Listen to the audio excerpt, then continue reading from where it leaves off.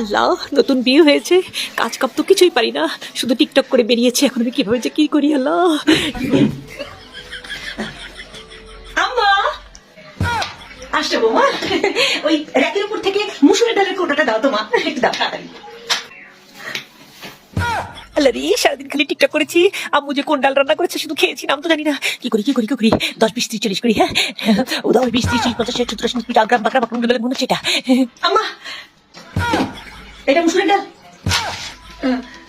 এটা আম্মা এটা মুসুরের ডাল।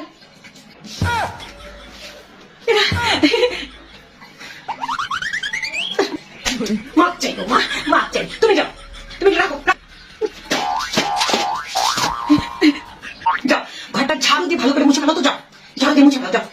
আমি আমি করে নেবো, রান্নাঘরে কাজ আমি করে নেবো, যাও যাও।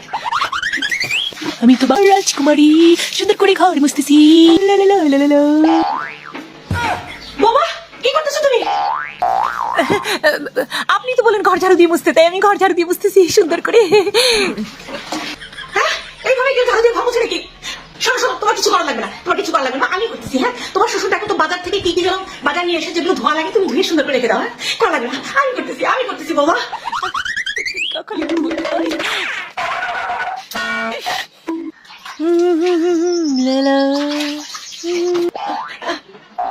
বাবা কি করতেছো?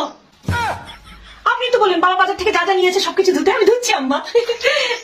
মানে তুমি পাতিলের মধ্যে কি ধুচ্ছ?